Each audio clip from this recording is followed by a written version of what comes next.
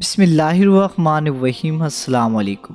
ایک بادشاہ اپنے وزیروں کے ہمراہ کہیں جا رہا تھا کہ اچانک اس کی نظر ایک بچہ پر پڑی۔ بادشاہ کو بچے پر ترس آیا اور اسے وہ بہت اچھا لگا۔ سپاہیوں کو حکم دیا کہ بچے کو گھر پہنچایا جائے، اس کی بہترین تعلیم و تربیت کی جائے۔ چنانچہ یہ بچہ شاہی نگرانی میں پڑھنے لگا۔ محل والوں کو بھی یہ بچہ بڑا محبوب تھا۔ اس بچے کا نام شہزادہ یتیم رکھا گیا۔ یہ بچہ بڑا ذہین اور کمال صلاحیتوں کا مالک تھا۔ جب بادشاہ کی وفات کا وقت قریب آیا تو بادشاہ نے شہزادہ یتیم کو اپنے پاس بلایا اور کہا، آج کے بعد تم میرے خاص آدمیوں میں ہو جو میرے محل کی تمام تر ذمہ داریاں نبھائے گا۔ اسے شہزادہ یتیم پر بہت زیادہ اعتماد تھا۔ اسی وجہ سے بادشاہ نے شہزادہ یتیم کو تمام ذمہ داریاں دیتے ہوئے ذرا بھی ہچکچاہٹ محسوس نہیں کی۔ کچھ عرصہ گزرا۔ جب شہزادہ یتیم کی کارکردگی اور بہتر نظر آنے لگی تو اسے محل کے تمام سپاہیوں کا نگران مقرر کر دیا گیا۔ شہزادہ یتیم آزادی کے ساتھ محل کے کسی کونے میں جا سکتا تھا۔ ایک دن بادشاہ نے شہزادہ یتیم کو کہا، میرے خاص کمرے سے فلاں چیز اٹھا کر لاؤ۔ شہزادہ یتیم جب بادشاہ کے خاص کمرے کے اندر گیا تو اس نے وہاں ایک لونڈی کو ایک نوکر کے ساتھ برہنہ حالت میں دیکھا۔ وہ شہزادہ یتیم کی منت سماجت کرنے لگی اور کہنے لگی کہ مجھ پر رحم کرے اور میری پردہ پوشی کرے۔ لونڈی حسن و جمال کے لحاظ سے بہت خوبصورت لڑکی تھی۔ اس نے شہزادہ یتیم پر اپنے ڈورے ڈالنا شروع کر دیے۔ میں تمہاری ہر خواہش پوری کروں گی۔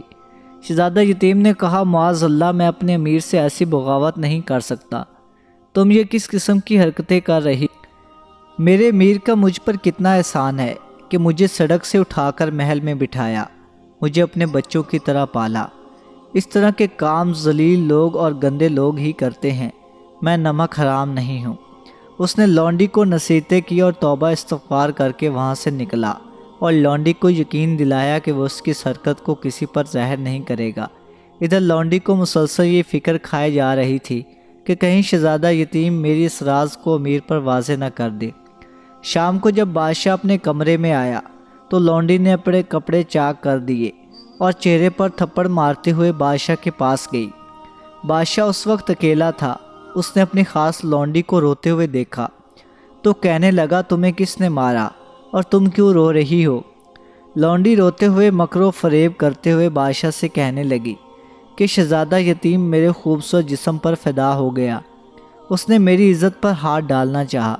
میں بہت مشکل طریقے سے اپنی جان بچا کر آپ کے پاس آئی ہوں، ورنہ تو آپ کا شہزادہ زبردستی سے اپنا منہ کالا کرنا چاہتا تھا۔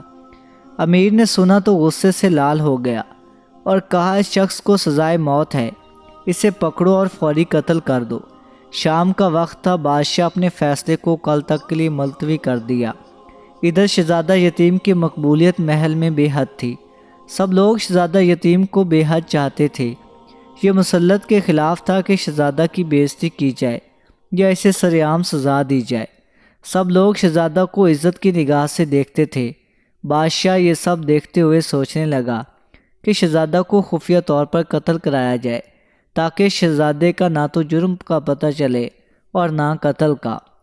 بادشاہ نے اپنے خاص آدمی کو کہا کہ میں جس آدمی کو وہ تھال دے کر کل تمہارے پاس بھیجوں تو اس کا سر کاٹ کے اسی تھال میں رکھ دینا اور واپس میرے پاس کپڑے میں لپیٹ کر لے آنا۔ خاص آدمی نے حکم کی تعمیل میں سر ہلا دیا۔ کچھ دنوں بعد امیر نے شہزادہ یتیم کو بلایا، اسے کہا کہ فوری طور پر تھال لے کر فلاں شخص کے پاس جاؤ اور جو چیز وہ تمہیں دے اسے واپس میرے پاس لے کر آنا۔ شہزادہ یتیم بادشاہ کا حکم سنتے ہی تھال لے کر جلاد کی طرف چلا گیا۔ رستے میں بادشاہ کے سپاہیوں کا آپس میں جھگڑا ہو رہا تھا۔ انہوں نے شہزادہ یتیم سے فیصلہ کی درخواست کی تو شہزادہ یتیم نے کہا، میں بادشاہ کے حکم کی تعمیل پا کر ایک کام کے سلسلے میں جا رہا ہوں جو نہایت ضروری ہے، اس کے بعد میں تمہارا فیصلہ کروں گا۔ تو سپاہیوں نے کہا کہ آپ کی جگہ ہم کسی اور نوکر کو تھال دے کر بھیج دیتے ہیں۔ جب وہ تھال لے کر آئے گا آپ وہی تھال لے کر بادشاہ کے پاس چلے جانا۔ بات مناسب تھی۔ سپاہیوں نے نوکر کو بلایا اور بادشاہ کا حکم سنایا۔ چنانچہ وہ تھال لے کر اس جلاد کے پاس چلا گیا جس کے پاس شہزادہ یتیم نے جانا تھا۔ اسے کہا کہ جو چیز جلاد تمہیں دے اسے واپس لے کر آنا۔ اتفاق دیکھیے کہ یہ وہی نوکر تھا جس نے لونڈی کے ساتھ بدکاری کی تھی۔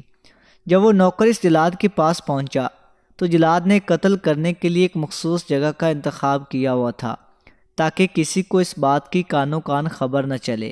چنانچہ وہ نوکر کو لے کر جلاد کے پاس پہنچ گیا۔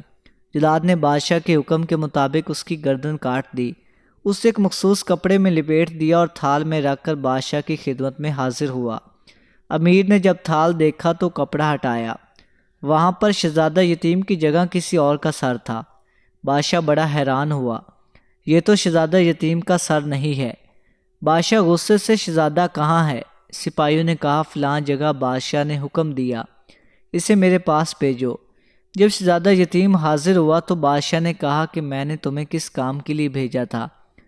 تھال لے کر وہاں جاؤ۔ شہزادہ یتیم جو اس تمام حال سے بے خبر تھا، اس نے سپاہیوں کے مابین جھگڑے اور ان کے درمیان صلح کا ذکر کیا کہ میں تو وہاں مشغول تھا۔ اچانک امیر کے ذہن میں سوال آیا کہ کیا تم اسے اور اس کے گناہ کے بارے میں جانتے ہو؟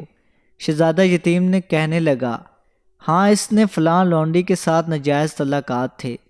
اس نے مجھے اللہ کا واسطہ دے کر چپ کرا دیا تھا کہ میں اس کی پردہ داری کروں۔ امیر کو جب لونڈی کے فریب کا پتہ چلا تو اس نے اسے قتل کرنے کا حکم دیا اور شہزادہ یتیم کو مزید اختیارات دے دیے، اور اس کے لیے بادشاہ کے دل میں محبت اور بڑھ گئی۔ یہ تھا انجام ایک وفادار شہزادے کا اور ایک خائن کی خیانت کا۔ بے شک اللہ رب العزت کا فرمان حق اور سچ ہے، بری تدبیر کا وبال بری تدبیر والے پر ہی پڑتا ہے۔ ناظرین، اگر آپ کو ایسی ویڈیوز اچھی لگتی ہیں تو ان کو لائک اور چینل کو سبسکرائب کرنا مت بھولیے گا۔